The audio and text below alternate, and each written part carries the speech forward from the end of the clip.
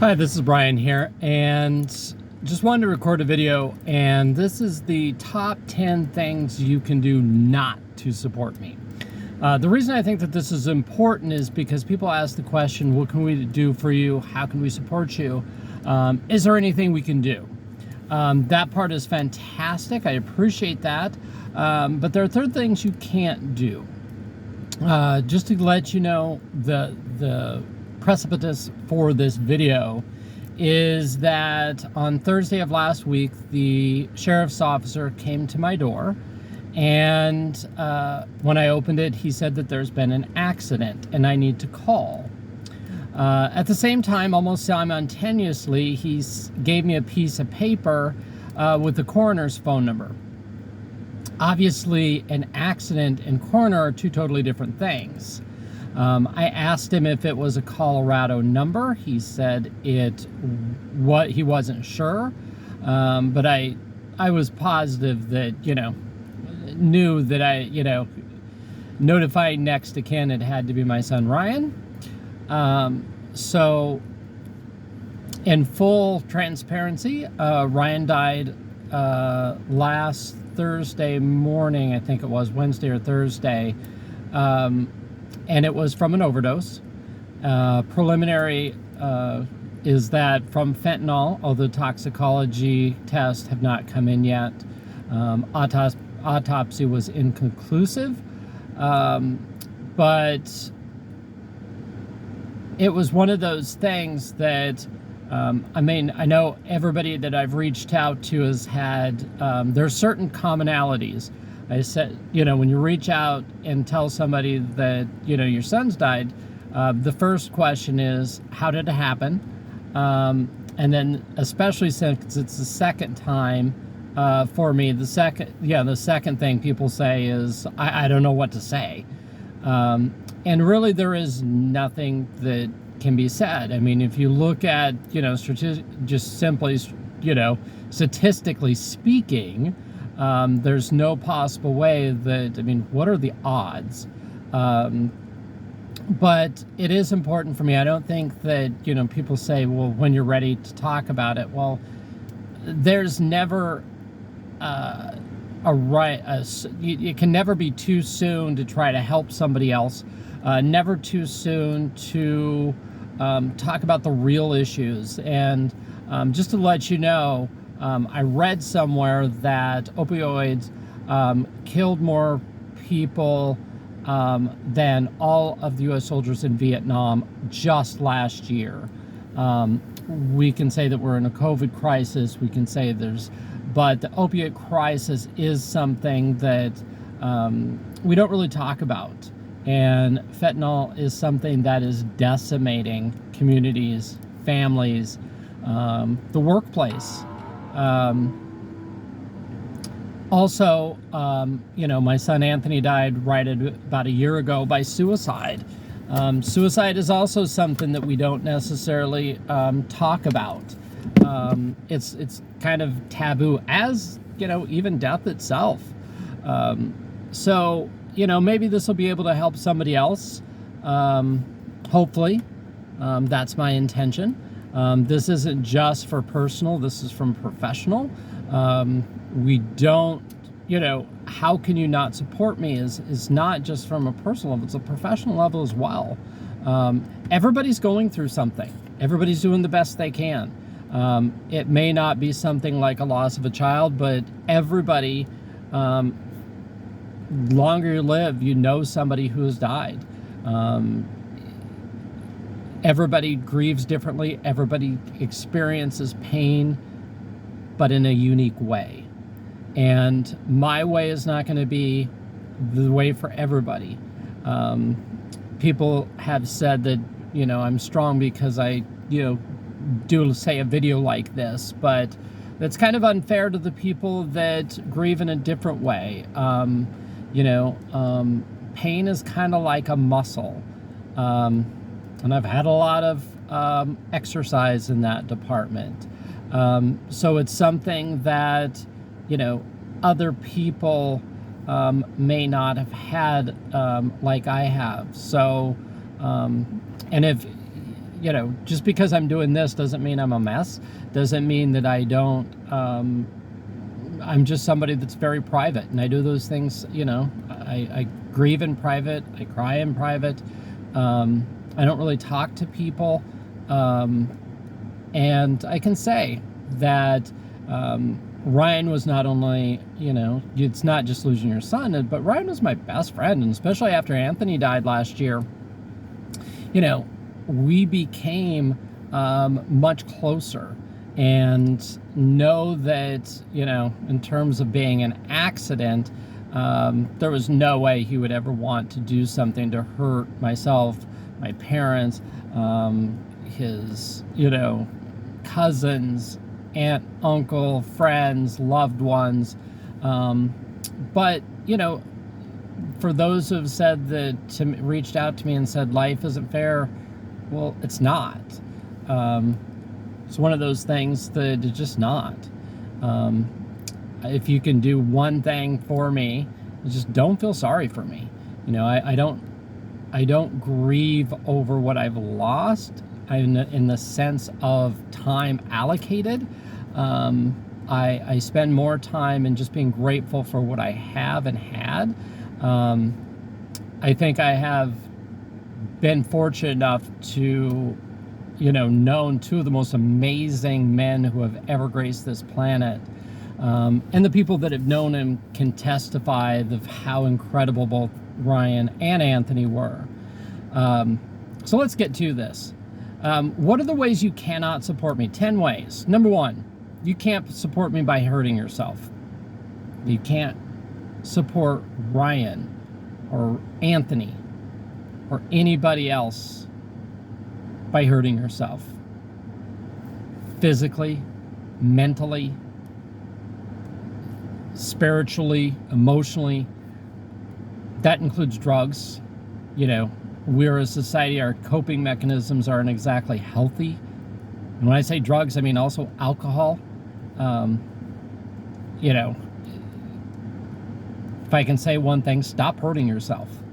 That doesn't do any good. I know sometimes, you know, when somebody calls, they're in shock, just as I'm in shock. You know, they'll call and they'll say, you know, oh my gosh, I feel so terrible. I don't know how to process this. I don't know what to do. I don't know. I just feel terrible. Well, yeah, so do I. And, you know, sometimes just take a deep breath before calling. I know it's a natural response to pick up the phone, but just kind of give it a couple seconds before calling, especially calling, because, you know, this is a time that I was sensitive before, but I am going to be sensitive. If you can, please just give me a little break. That's all. And give other people a break. Not just because they may be grieving, but because everybody's hurting in some way. How about we give everybody a break? You know, we don't know what everybody's going through or what you're going through. And it may not be what I'm going through, but you are going through something too, and that is just as valid as what I'm going through. Number 2, you can't support me by asking, how are you? Unless you're prepared for an answer. What does that mean? How am I? I don't have an answer. It's too complicated for that. You're going to go through, I'm going to go through a myriad of emotions, from numbness to sadness to anger to, my answer is going to be sometimes, how am I doing? Not good. Sometimes my answer is going to be, I'm excellent. Most of the time my answer is going to be excellent, which also, you know, causes people to pause. I am excellent in that I, at my core, is excellent. My situation is not. There's no way I'm not going to stop missing my children. This is something that is never going to go away. Time doesn't heal all wounds. Just to give you an example, a couple days ago, somebody had emailed or text messaged me in a very loving way and said, hey, how you doing? How are you? How are the boys doing? Obviously, you know, haven't spoken to them in a couple years. And, you know, I told them exactly, you know, they both died. And had such really good emotional intelligence and tactical empathy. And the response was, "I'm so sorry to have brought up more pain for you." And I responded back and said, "No, that's cool. You're going to ask those questions because those questions are in loving ways. Don't stop asking those.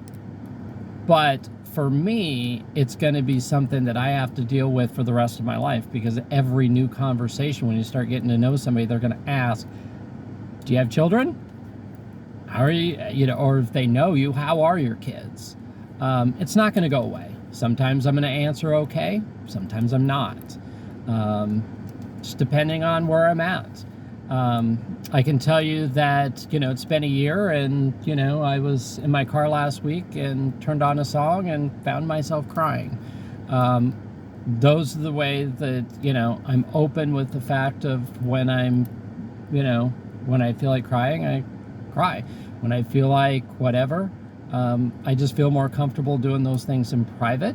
I don't call people. I'm not someone going to ask for pretty much anything. So when people say, "Hey, is there anything you need?" I'm not going to answer that. Just not who I am. Number 3, you can't support me by taking away my pain. It is my pain. Pain is part of being human. And pain is part of the process. If we don't experience pain, then how are we going to experience joy? I believe I'm in heaven right now. But that doesn't also mean that life is hell. It is what it is.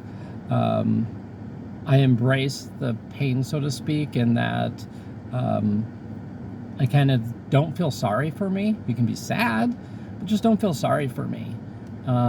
I feel incredibly grateful and lucky. I'm the luckiest person on the planet to be able to experience, the lives that I have, including 2 amazing men in Ryan and Anthony. Number 4, you cannot support me through death. You can support me in life. We don't do that much, do we? We don't support each other. We come together in death. But do we come together when we need it the most, when each of us are alive? Maybe we can change that. Because death is something I have to go through myself. But together, professionally and personally and whatever, we can check on each other. We can be more kind, more loving, more compassionate. All of those things.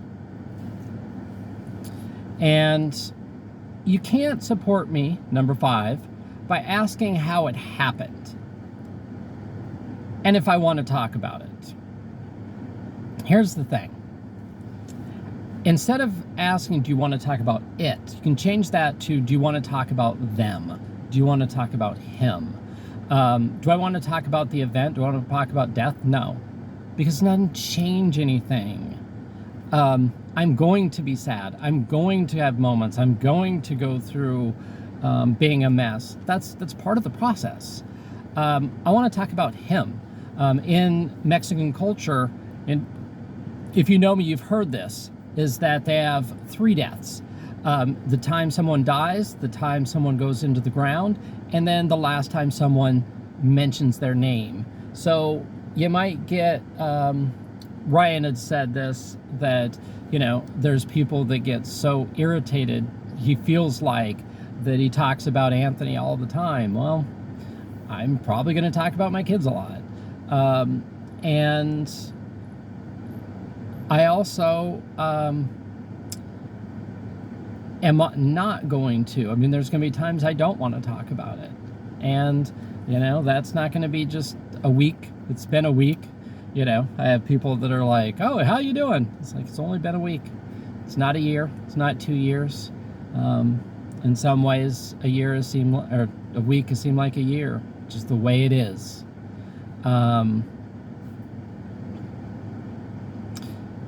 Number 6, and maybe this is one of the most important things for this to share. You cannot support me by making it about you. That doesn't support me. That creates anxiety, frustration, and other emotions. What do I mean by making it about you? First and foremost is religious and philosophical beliefs. My religious beliefs are probably going to be different than yours. Someone who's grieving, their religious beliefs are probably going to be different from you. Don't make it about you. That doesn't support me. And, and philosophical beliefs is the same thing. Saying, oh, well, even some things like, well, they're in a better place. That may make you feel good, but it doesn't necessarily make me feel good.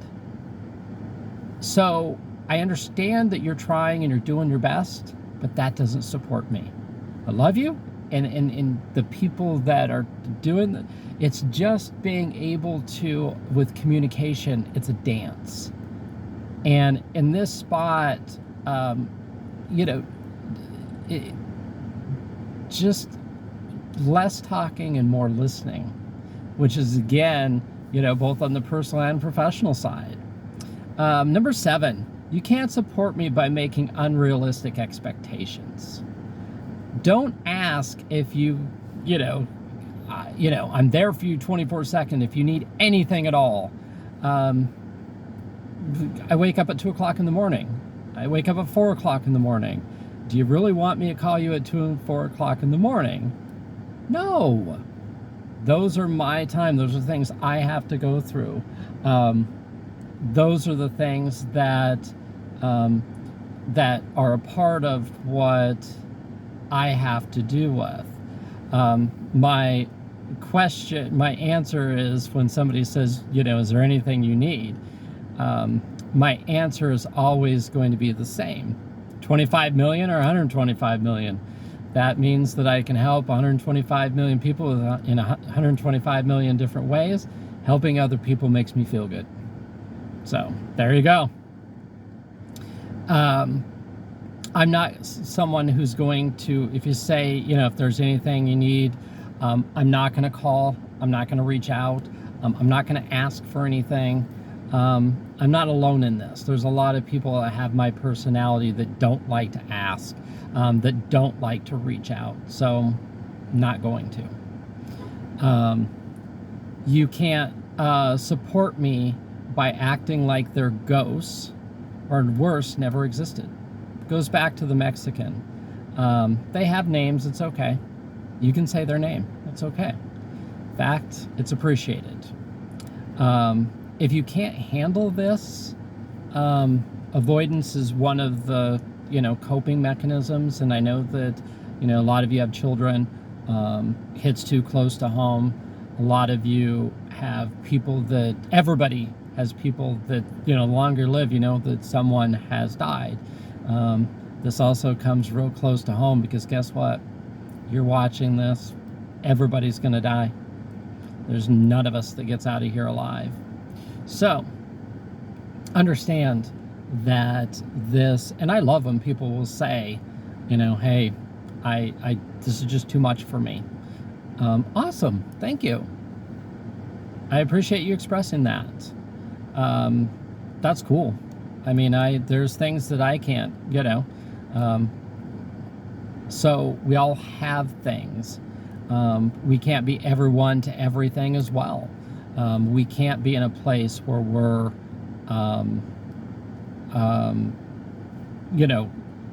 helping everyone as well. You have your own stuff going on, so I appreciate that. You can't support me by knowing how I feel. Again, it's one of those things that you say rote, like, oh, I know how you feel. No, you don't. I don't. Number 10. You can't support me by judging me or him or them. If you have judgments, leave them at the door. I love them, I'm proud of them, and I support them. I've had friends and people have said, wow, you're awful defensive, and when it comes to your children when they were alive, and I will get very different personality when it comes to them in terms of defending them.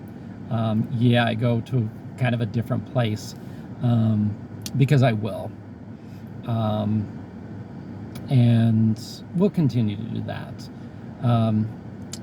Suicide may be something that you have an issue with, and that's okay.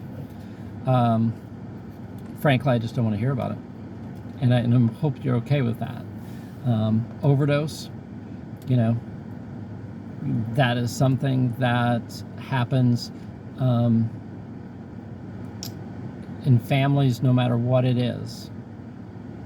Instead of judging, how about we become more compassionate, more kind, more considerate? How about we be more loving? Not just to me, but to yourself. How can you support me? Go to the opposite side. Check on me. Awesome. But give me my space. I like when people check on me, and I love my space. Right now, I really, it's kind of one of those things, we're all social creatures. Well, I don't really like being around people right now. I don't really like, talking to people right now is not exactly, but I love, somebody this morning, Christine just texted me and said, thinking about you. That's awesome. If you call, not sure what to say, I'm sorry. Sorry for your loss. My condolences. Less is more. Those things support me. Being able to not just, and I think it's important too, not just today, but 6 months, even a year, 2 years, 10 years from now, this is something that it just doesn't go away. So, the basis is keeping it simple. I'm sorry. I don't know what to say, but I'm here for you. I support you. Would you like to talk about Ryan? Tell me a story about him that makes you smile. I like that. That supports me. So, be patient with me. Understand that grieving takes up a lot of space in the brain. My brain is trying to process, my body's trying to process. The reason I wake up at 2 o'clock in the morning, my brain goes into adrenaline mode, goes into fight or flight. Be patient with me. I'm going to forget, misplace things, and probably do some kind of weird things. I'll give you some examples of people who've been very supportive. My sister, which I'll get to in a little bit, but my sister has been fantastic since the beginning. She's done all the legwork in terms of doing the hard legwork, calling the funeral home and doing having those conversations, which of course is very difficult. Robin, reached out and she said, hey, I know you get claustrophobic. I know that you have issues getting on the plane. I'll fly down there. I'll fly with you. If you want me to come down when you go back to work, I'll go there. I'll help you. I text message with her on the plane and before. Those are the things that really support me. My friend Krista is like, hey, can I get you something? I have 3 things. Out of these 3 things, what would you like? I'm going to make it and I'm going to bring it over for you. Also, I got you a butterfly. Fantastic. Flowers. Instead of flowers, there's so many other things. If instead of a flower, a plant. For me, a flower basically is watching something die. A plant is watching something grow. Now, granted, not something that a plant that takes a lot of maintenance because then that adds its stress. But you know, I would rather,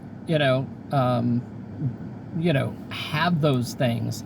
The other part is that my friend Jenny reached out and she's like, hey, can I get you a meal? Absolutely. It's one of those things that one less thing off your plate to think about.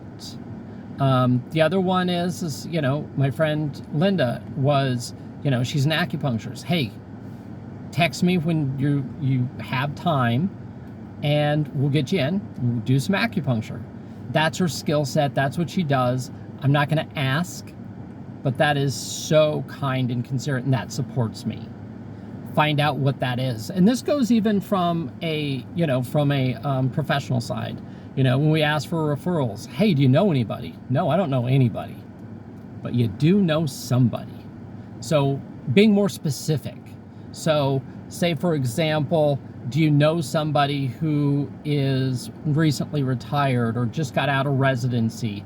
Giving them more specifics to go off of instead of being so general. Does that make sense?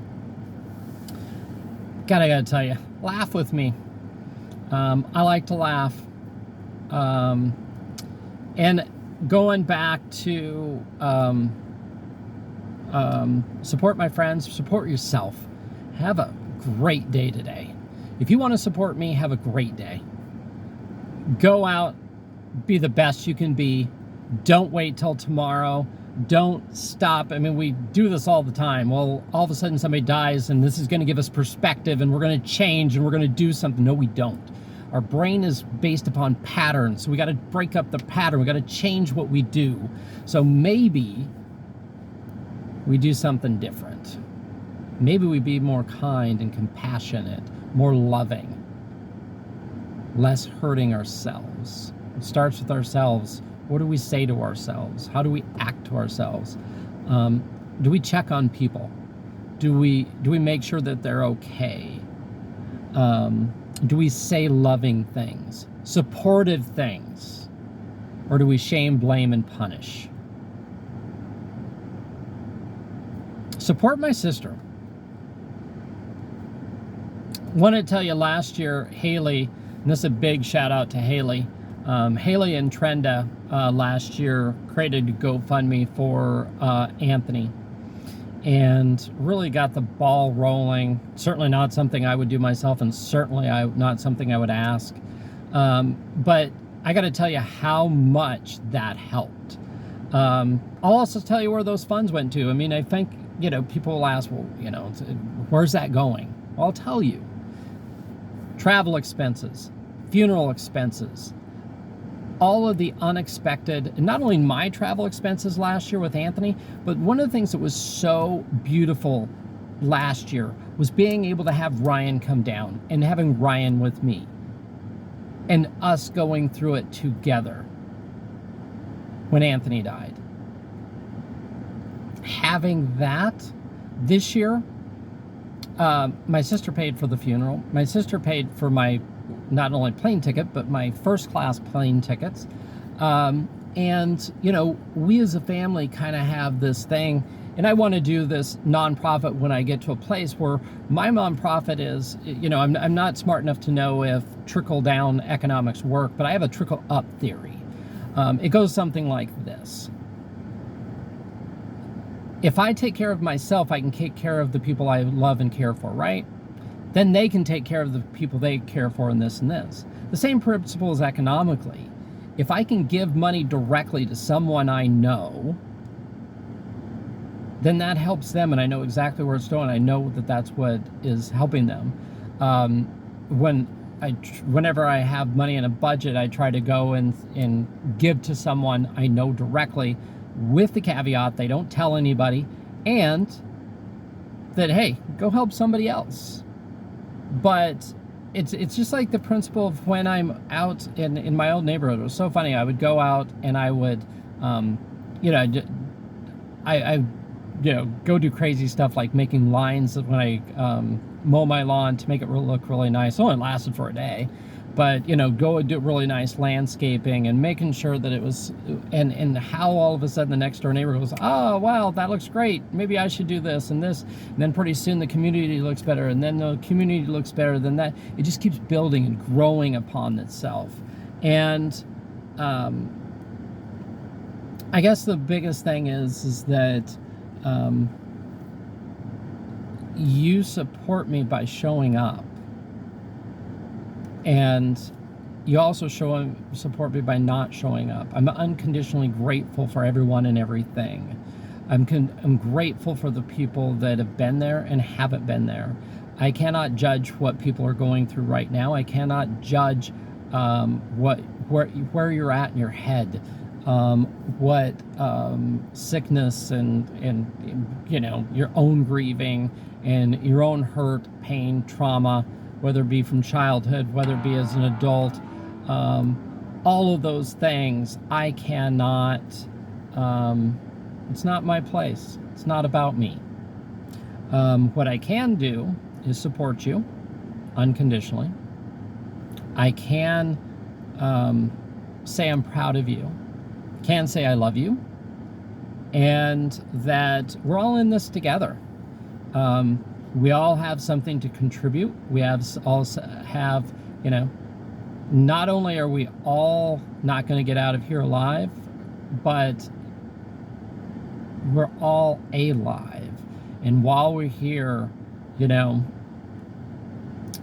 there is no tomorrow, and that's such a cliche. But I can tell you one thing. When Anthony died, I became even so much more appreciative of life and the small things and all the things that come with living and the beautiful things that are every single day. Now that Ryan's died, even more so. Loving the fact that there is so much to be appreciative of. There is so much that we can do for each other, professionally and personally. We can't support each other in death, in pain, in suffering. Those are walks we have to walk alone. Unless, of course, the pain happens to be through acupuncture and you physically help relieve the pain. But the emotional pain, yeah, we can go to counseling, we can go to this, and we can do things that are healthy, hopefully, not ways that are masking the pain, that only brings it back, you know, worse in other ways. But in life, man, we can help each other. The question is, will we? I have faith, I have hope, but I don't have unrealistic expectations. I can only do what I can do. And hopefully this helped at least someone in some way. Not sure how it is. If you've watched all the way up to 33 minutes of it, I appreciate you. I thank you. Whatever you're going through right now, know that you matter and your pain is validated, that whatever it is, it doesn't matter. One of the reasons that I really believe that I'm able to respond the way that I do is I don't have an external stimuli that motivates me, and I'm also don't seek out external validation. I remember when my kids were young, like in kindergarten and preschool, they were at the table, and one of the parents at the birthday party, one of the mothers said, "Oh my gosh, they're so well behaved, and they have such great manners, and you're such a great parent." She'd never met me before. And I said, "Well, thank you, but I take no credit. It's their life and their journey. When they get to be 16, they get to be teenagers, and there's something they don't do that you don't, or something they do that you don't like, you will say, 'I'm a terrible parent.' And I get it. You will say that, you know, maybe there was something I did in this case. I don't seek external validation. It doesn't matter. When I was, I say this, when I was a parent, with my kids, I'd say, you know, my job isn't to be liked. My job is to be a parent. Same goes now. Not everybody is going to like what you do, agree,